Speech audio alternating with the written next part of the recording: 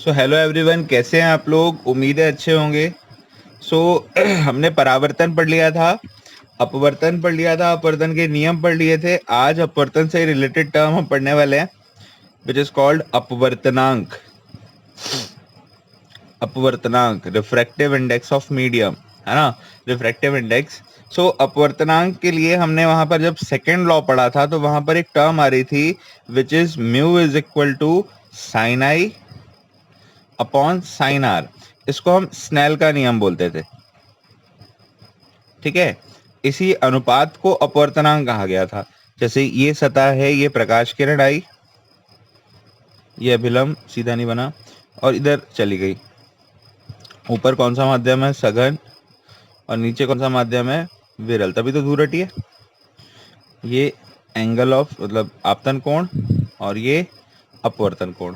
तो इन दोनों का अनुपात, आपतन कोण की ज्या और अपवर्तन कोण की ज्या का अनुपात सदैव एक नियत राशि होता है जिसे म्यू से दर्शाते हैं और क्या बोलते हैं उसे? उस माध्यम का अपवर्तनांक। पर यहाँ तो दो माध्यम है, एक है सघन और दूसरा है विरल। किसका है? पहले वाले का है कि दूसरे वाले का है? देखते हैं। अपवर्तनांक दो प्रकार का होता है, एक होता है निरपेक्ष और दूसरा होता है सापेक्ष। एक होता है निरपेक्ष और दूसरा होता है सापेक्ष।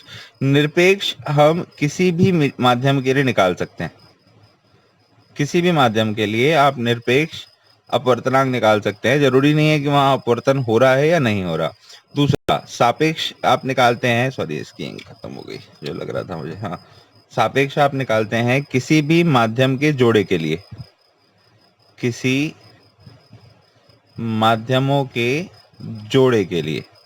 सो दोनों में क्या फर्क है, कैसे कैलकुलेट करते हैं? निरपेक्ष अपवर्तनांक और सापेक्ष अपवर्तनांक। निरपेक्ष अपवर्तनांक दो चीजों का अनुपात होता है, एक होता है सी बाय वी का। निरपेक्ष अपवर्तनांक सी बाय वी का अनुपात होता है। सी जो है वो है वायु में प्रकाश की चाल।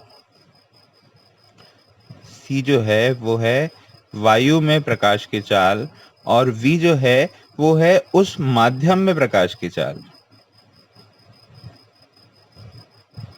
v जो है वो है उस माध्यम में प्रकाश की चाल, ठीक है। जिस भी माध्यम के लिए हम देख रहे हैं, जैसे अगर हम एयर की बात करें, सो एयर के लिए होता है 3 × 10⁸ मीटर पर सेकेंड, ये स्पीड ऑफ लाइट होती है। दूसरी अगर हम बात करें वाटर की, तो वाटर के लिए जो स्पीड होती है वो होती है आपकी 2.25 × 10⁸ मीटर पर सेकेंड। और तीसरा अगर हम ग्लास के लिए बात करें तो ग्लास में के लिए स्पीड होती है 2 × 10⁸ मीटर पर सेकेंड। ऐसी अलग अलग मटेरियल में भी लाइट की स्पीड देखी जा सकती है, ठीक है। तो इस इनकी हेल्प से रिफ्रैक्टिव इंडेक्स ऑफ मीडियम निकाला जा सकता है। जिस भी माध्यम का आपको निरपेक्ष अपवर्तनांक निकालना है तो उसमें प्रकाश की चाल से वायु में प्रकाश की चाल को भाग दे देंगे तो हमको माध्यम का अपवर्तनांक मिल जाएगा। पर अगर दो माध्यम हो, माध्यमों की जोड़े की बात करें, तो इसमें हम देखते हैं कि यदि प्रकाश किरण पहले माध्यम से दूसरे माध्यम में जा रही, पहले माध्यम से दूसरे माध्यम में जा रही है, तो इसको लिखते हैं 1μ2।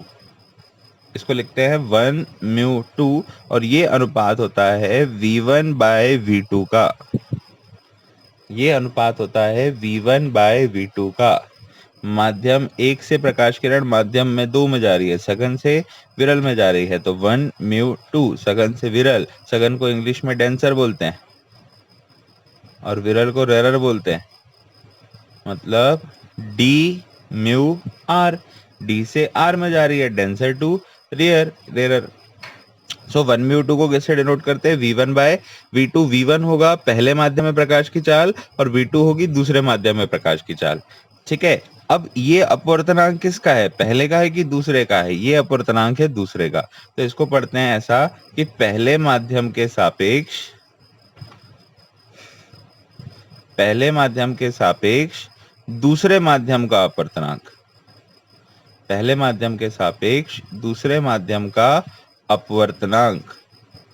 और दूसरे माध्यम की स्पीड नीचे लिखी जाती है और पहले माध्यम में प्रकाश की स्पीड ऊपर लिखी जाती है। और निरपेक्ष अपवर्तनांक किस किस का अनुपात है? वायु में प्रकाश की चाल और उस माध्यम में प्रकाश की चाल का अनुपात निरपेक्ष अपवर्तनांक कहलाता है। दोनों को दर्शाने का रूल अलग अलग है। तो उम्मीद है समझ में आया होगा। जैसे mu is equal to sine i by sine r ले रहे हैं, तो ये कौन से वाले का होता है? उस सेकेंड वाले मीडियम का होता है जिसमें लाइट रे जा रही, सेकेंड वाले मीडियम का अपवर्तनांक होता है ये वाला। ठीक है। सो यहाँ पर एक रूल और निकल के आता है जिसको बोलते हैं उत्क्रमणीयता का सिद्धांत,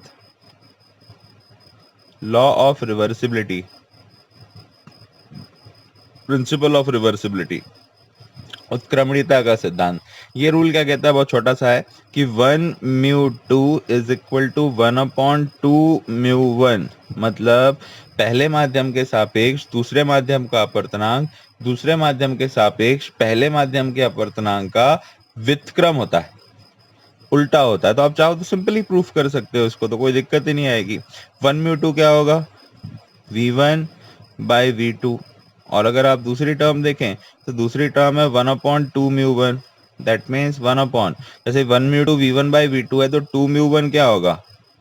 v2/v1। v2/v1 ऊपर जाएगा तो ये वापसी वही आ जाना है v1/v2। ये दोनों आपस में इक्वल होंगे। तो ये उत्क्रमणीयता का सिद्धांत है कि पहले माध्यम के सापेक्ष दूसरे माध्यम का अपवर्तनांक दूसरे माध्यम के सापेक्ष पहले माध्यम के अपवर्तनांक का व्युत्क्रम होता है। तो ये दो प्रकार के अपवर्तनांक होते हैं, एक होता है निरपेक्ष और दूसरा होता है सापेक्ष। निरपेक्ष किस किस का रेशो होता है? c/v। c होती है वायु में प्रकाश की चाल और v होती है उस माध्यम में प्रकाश की चाल। ये कब देखा जा सकता है? किसी भी रैंडम माध्यम के लिए। और ये कब देखा जाता है? माध्यमों के जोड़े के लिए, कि जब कौन सी घटना हो रही हो? अपवर्तन की घटना हो रही हो और प्रकाश किरण माध्यम 1 से माध्यम 2 में जा रही हो। तो माध्यम 1 में प्रकाश की चाल का अनुपात निकालते हैं माध्यम 2 में प्रकाश की चाल के अनुपात से, और इसको दर्शाते हैं 1μ2। 1μ2 को पढ़ते कैसे हैं? पहले माध्यम के सापेक्ष दूसरे माध्यम का अपवर्तनांक। तो ये सेकेंड वाले मीडियम का आपको अपवर्तनांक मिलता है। ठीक है। अब बात आती है यहाँ पर कि इसको प्रभावित करने वाले कारक, अपवर्तनांक को प्रभावित करने वाले कारक।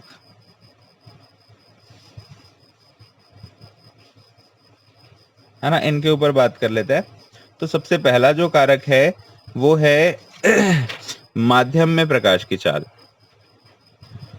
सबसे पहला जो कारक है वो है माध्यम में प्रकाश की चाल। अगर आप फॉर्मूले को ध्यान से देखें तो दोनों ही जगह, जैसे पहले वाले में फॉर्मूला है mu is equal to c/v और इसमें फॉर्मूला है 1μ2 इज इक्वल टू v1/v2। तो यहाँ देखो जिसका भी ये अपवर्तनांक है उसकी स्पीड नीचे लिखी गई है, ये जिसका अपवर्तनांक है उसकी स्पीड नीचे लिखी गई है। तो यहाँ पर क्या है, माध्यम में जो चाल है वो अगर छोटी होगी तो ये पूरी राशि बड़ी आएगी, क्योंकि हर की राशि जितनी छोटी होती है आंसर उतना ही बड़ा आता है ना। तो यहाँ तो पहला रिजल्ट निकल के आएगा कि म्यू व्युत्क्रमानुपाती v, म्यू इसको यहाँ रख देते हैं, उड़ रहा है वहां से, म्यू व्युत्क्रमानुपाती v मतलब माध्यम का अपवर्तनांक माध्यम में प्रकाश की चाल के व्युत्क्रम होता है। माध्यम में अगर प्रकाश की चाल ज्यादा है तो उसके लिए अपवर्तनांक कम आएगा। जैसे हम बात करते हैं, आपकी एक कंपैरिजन देखते हैं एयर का। एयर की स्पीड होती है 3 × 10⁸ मीटर पर सेकेंड, इसके लिए अपवर्तनांक आता है 1, है ना। सेकेंड सपोज कर लो, हम देख लेते हैं ग्लास के लिए। तो ग्लास की स्पीड होती है 2 × 10⁸ मीटर पर सेकेंड, इसके लिए अपवर्तनांक आता है 1.5। तो जिसके लिए स्पीड कम है उसके लिए अपवर्तनांक ज्यादा है, और जिसके लिए स्पीड ज्यादा है उसके लिए अपवर्तनांक कम है। तो यहाँ से रिजल्ट आ गया। इसकी एक टेबल भी है, जैसे हीरा के लिए होता है 2.42। सो मैं उसको अभी जो है एक टेबल बना के लास्ट में दे दूंगा, तो आप वहां से देख सकते हैं। खैर सेकंड वाला देखते हैं। तो माध्यम में प्रकाश की चाल हो गई। सेकंड चीज जो यहाँ पर निकल के आती है वो चीज निकल के आती है घनत्व। किसका घनत्व? माध्यम का घनत्व, डेंसिटी। अब देखो, घनत्व जब ज्यादा होता है यानी डेंसिटी जब ज्यादा होती है, जहां चीजें पास पास होती है, घनत्व जब ज्यादा होता है तो जो स्पीड ऑफ लाइट है यानी कि जो प्रकाश की जो चाल है वो कम होती है। अब देखो, घनत्व ज्यादा चाल कम, चाल कम तो अपवर्तनांक ज्यादा। क्यों? क्योंकि चाल और अपवर्तनांक दोनों एक दूसरे के व्युत्क्रमानुपाती है। तो इस परिस्थिति में घनत्व और अपवर्तनांक एक दूसरे के अनुक्रमानुपाती होंगे, तो mu is directly proportional to the D.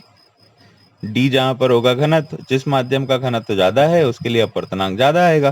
जैसे देखो वायु और ग्लास, किसका लिए घनत्व ज्यादा है? ग्लास का। वायु में पार्टिकल्स दूर दूर होते हैं तो ग्लास के लिए घनत्व ज्यादा है, देखो अपवर्तनांक ज्यादा आया। एयर के लिए घनत्व कम है तो अपवर्तनांक कम आया। ठीक है, हीरे का घनत्व और ज्यादा होता है, 2.42 आता है, सबसे ज्यादा घनत्व उसी का होता है। तीसरा तीसरा आता है माध्यम के ताप पर। तीसरा आता है माध्यम के ताप पर, टेम्परेचर ऑफ मीडियम। इसको देखो, टेम्परेचर अगर माध्यम का बढ़ाएंगे तो आप केमिस्ट्री में ही पढ़ते हैं कि अगर किसी पदार्थ को ताप दिया जाता है तो उसके जो पार्टिकल्स है वो दूर दूर भागने लगते हैं। तो टेम्परेचर बढ़ेगा तो ऑब्वियस सी बात है घनत्व कम होगा, और घनत्व अगर कम हो रहा है तो अपवर्तनांक भी कम होगा। घनत्व अगर कम हो रहा है तो अपवर्तनांक भी कम होगा। देखो ना, घनत्व अपवर्तनांक के डायरेक्टली प्रोपोर्शनल है, तो टेम्परेचर बढ़ाने पर अपवर्तनांक कैसा हुआ? कम। तो यहाँ से रिलेशन निकल के आएगा कि mu is inversely proportional to the temperature of the medium. मतलब जो माध्यम का अपवर्तनांक है वो माध्यम के ताप के व्युत्क्रमानुपाती होता है। अगर तापमान ज्यादा होगा तो अपवर्तनांक कम आएगा, और तापमान कम होगा तो अपवर्तनांक ज्यादा आएगा। चौथा, प्रकाश के रंग के लिए,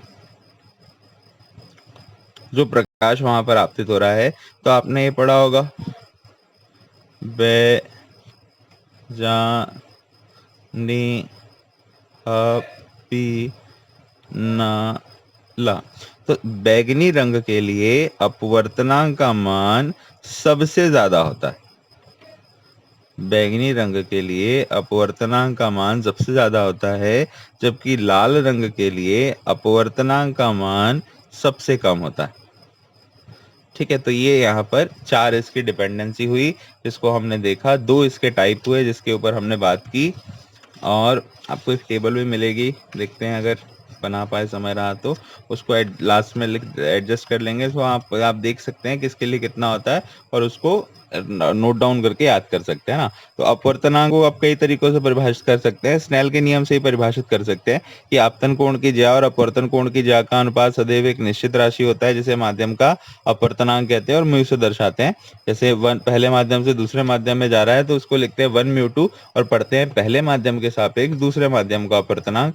ये रेशो होता है V1/V2। 2 तरीकों से निकालते हैं, निरपेक्ष और सापेक्ष। निरपेक्ष में हम किसी भी माध्यम के लिए रैंडमली निकाल सकते हैं, जबकि सापेक्ष में 2 माध्यमों का होना आवश्यक है। निरपेक्ष में जो पहला माध्यम है उसको हमेशा क्या माना जाता है? वायु। तो C/V मतलब वायु में प्रकाश की चाल बटे उस माध्यम में प्रकाश की चाल, वहां से हम ये निष्कर्ष देखते हैं। और फिर सापेक्ष में पहले माध्यम से अगर दूसरे माध्यम में प्रकाश किरण जा रही है तो हम लिखते हैं 1 म्यू 2।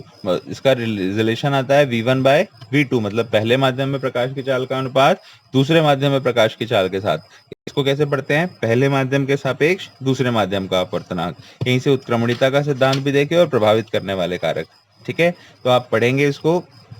अगला जो हमारा टॉपिक होगा वो होगा पूर्ण आंतरिक परावर्तन और क्रांतिक कोण के ऊपर।